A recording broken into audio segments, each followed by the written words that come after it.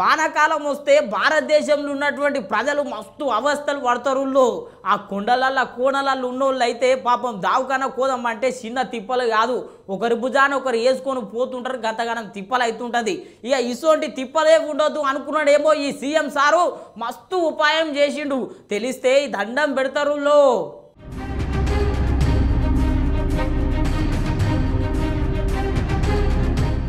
ఇగో కనిపిస్తున్నది కదా గీ హెలికాప్టరు. ఎందుకు ఏంటిది అనుకుంటున్నారులే. హెలికాప్టర్లా ఏమో ఖరాబ్ కావచ్చు, అందుకే గట్లా నిలబడొచ్చు అనుకుంటున్నారులే. అట్లా అనుకుంటే తప్పేమల్లా. ఆ హెలికాప్టర్లా పానం బాగలేనోళ్ళని తీసుకపోనికి మన రోడ్డు మీద తిరిగే అంబులెన్స్ లెక్కనే ఎయిర్ అంబులెన్స్ అన్నమాట. ఇది మధ్యప్రదేశ్ రాష్ట్రంలా షురూ చేసిండ్రు. एयर एम्बुलेंस వచ్చిందనే సంతోషంలా गी అన్న ఏమంటున్నాడో ఇనుండ్రి।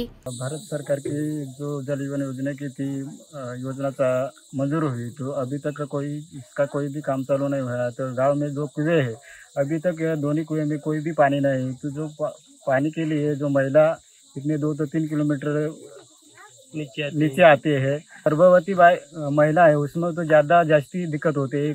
जो महिला को जो पुरुष है तो काम पे जाता है, तो महिला एकटी उसमें रहते हैं। तो 7 से 8 महीने की तो गर्भवती है, तो हुई पास पानी के लिए तो 2 से 3 किलोमीटर अंदर खाली आती है। तो प्रशासन से क्या मांगे आप लोग? मैं प्रशासन की मांग करता हूँ तो जल्दी से जल्दी उसका हमकी योजना चालू करे।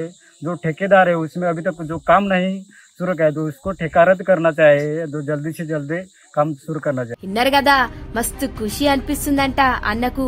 ఇడ ఒక్కతానే కాదుల్లో, ఇప్పటికే మన దేశంలా కర్ణాటక జార్ఖండ్ లా కూడా షురూ చేసిండ్రు।